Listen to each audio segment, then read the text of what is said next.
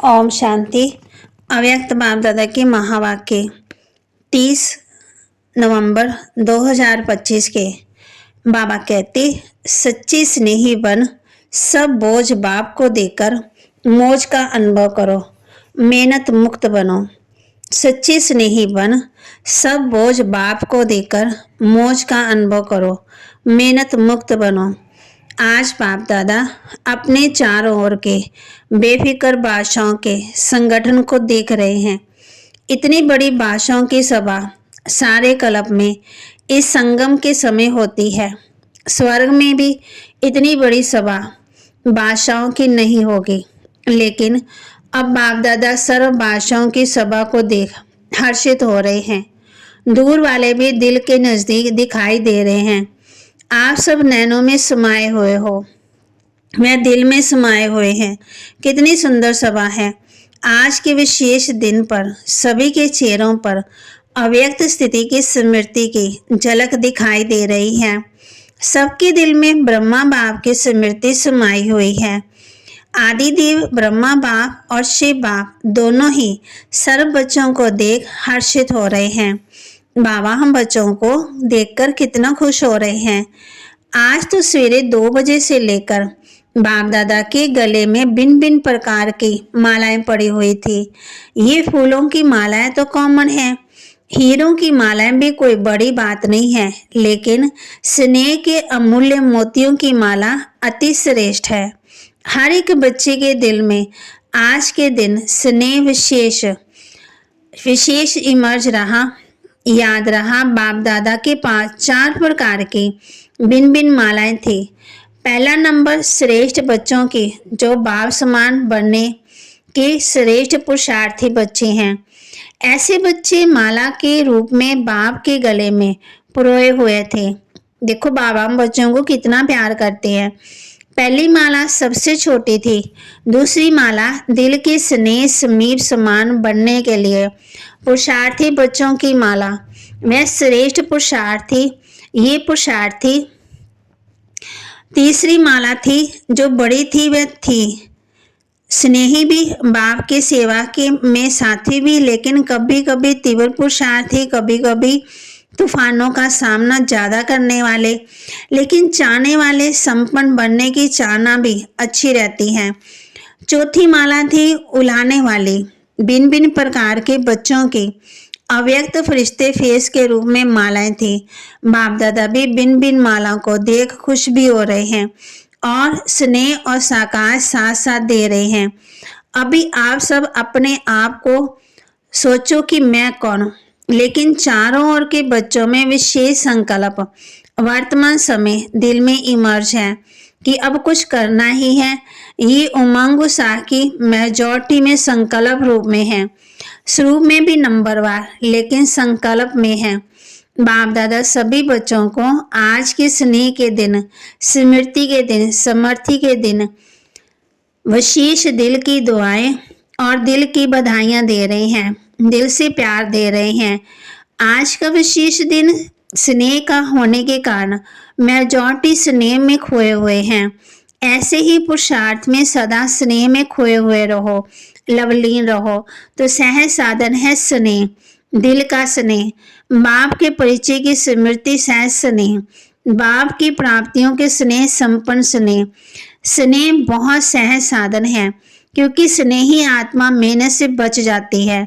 स्नेह में लीन होने के कारण, स्नेह में खोए होने के कारण किसी भी प्रकार की मेहनत मनोरंजन के रूप में अनुभव होगी।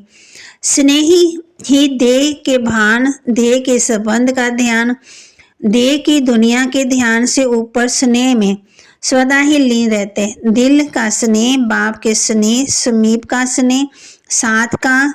बाप कहते हैं स्नेही सदा अपने को बाप की दुआओं के पात्र समझते हैं। बाबा कहते जो स्नेही सदा अपने को बाप की दुआओं का पात्र समझते, सम्मानता का अनुभव कराता, स्नेह असंभव को भी सहज संभव कर देता है। सदा अपने मस्तक पर, माथे पर बाप के सहयोग का, स्नेह का हाथ अनुभव करते हैं। निश्चय बुद्धि निश्चिंत रहते हैं। आप सभी आदि स्थापना के बच्चों को आदि के समय का अनुभव है। अभी भी सेवा के आदि निमित्त बच्चों को अनुभव है कि आदि में सभी बच्चों को बाप मिला। उस स्मृति से स्नेह का नशा कितना था। नॉलेज तो पीछे है, नॉलेज तो पीछे मिली, लेकिन पहला नशा स्नेह में खोए हुए हैं।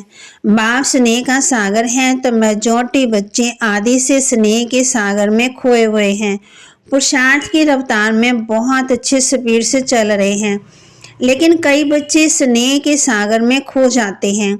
कोई से डुबकी लगा के बाहर आ जाते हैं। इसलिए जितना खोए हुए बच्चों को मेहनत कम लगती है, उतनी उन्हों को नहीं।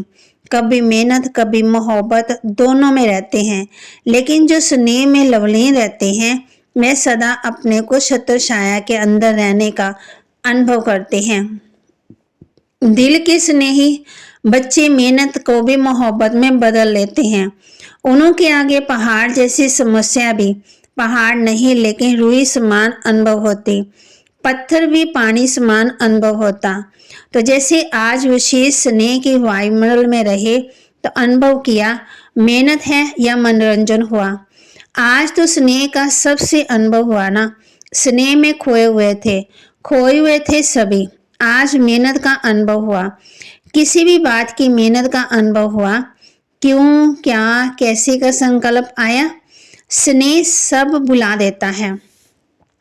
तो बाप दादा कहते हैं कि बाप के इस स्नेह को भूलो नहीं। स्नेह का सागर मिला, खूब लहराओ जब भी कोई मेहनत का अनुभव हो ना, क्योंकि माया बीच बीच में पेपर लेती है। लेकिन उस समय स्नेह के अनुभव को याद करो तो मेहनत मोहब्बत में बदल जाएगी।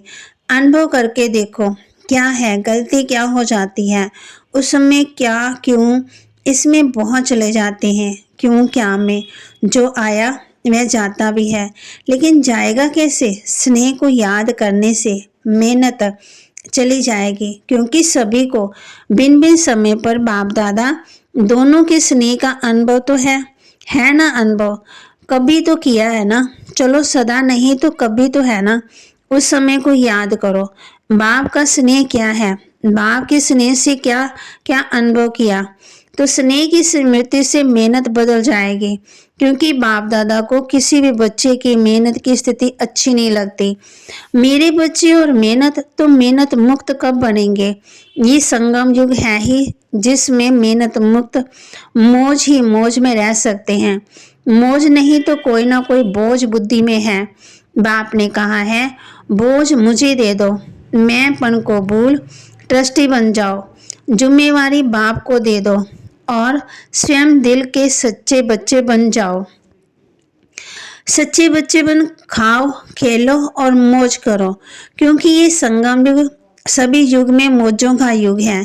इस मौजों के युग में ही मौज नहीं मनाएंगे तो कब मनाएंगे।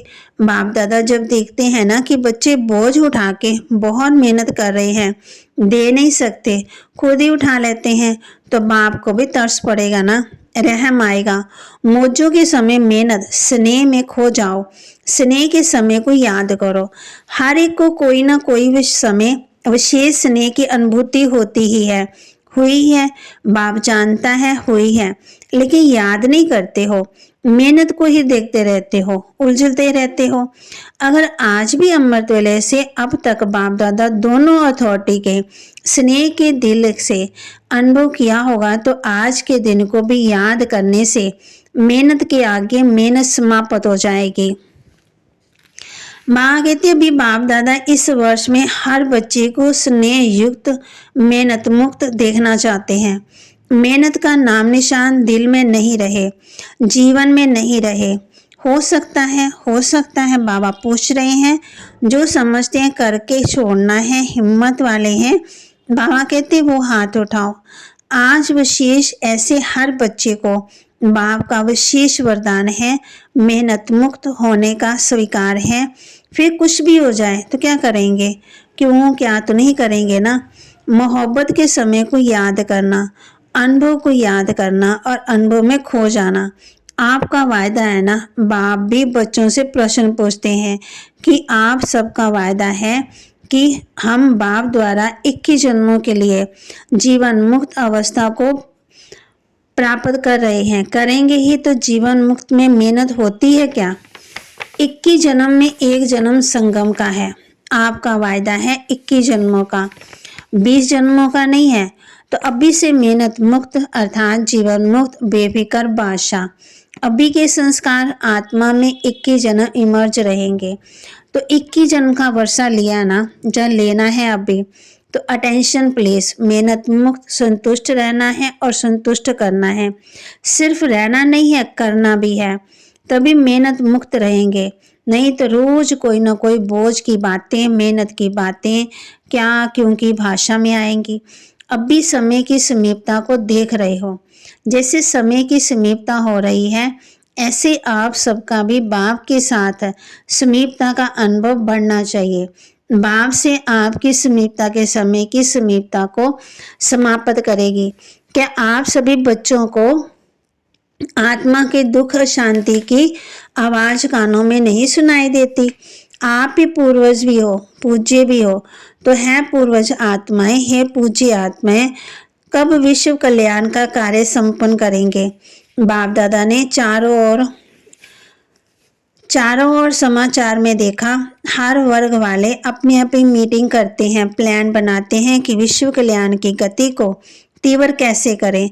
प्लान तो बहुत अच्छे बनाते, लेकिन बाप दादा पूछते हैं आखिर भी कब तक? इसका उत्तर दादियां देंगी। आखिर कब तक? पांडव देंगे। आखिर कब तक? बाबा पूछ रहे हैं। बाप की प्रत्यक्षता हो, यही सभी हर वर्ग के प्लान बनाने में लक्ष्य रखते हैं। लेकिन प्रत्यक्षता होगी दृढ़ प्रतिज्ञा से, प्रतिज्ञा में दृढ़ता। कभी किसी कारण से वह बातों में दृढ़ता कम हो जाती है। प्रतिज्ञा बहुत अच्छी करते हैं। अमृत वेले अगर आप सुन सको ना, बाप तो सुनते हैं। आपके पास ऐसा अभी साइंस के साधन ही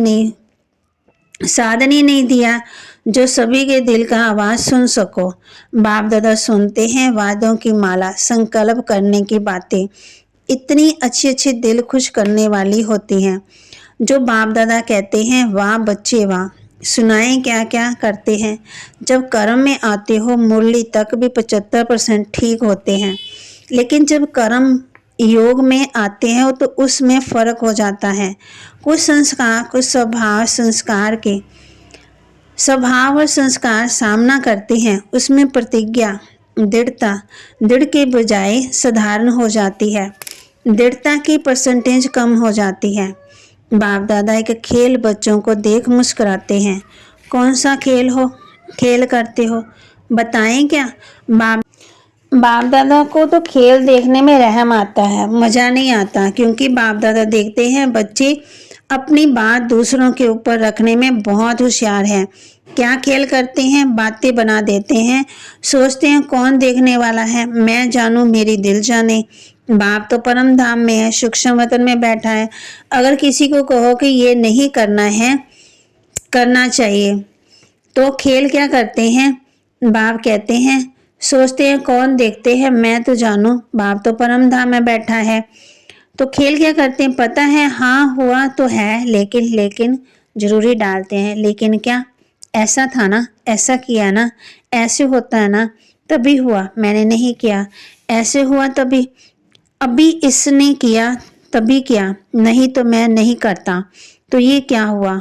अपनी महसूसता रियलाइजेशन कम है।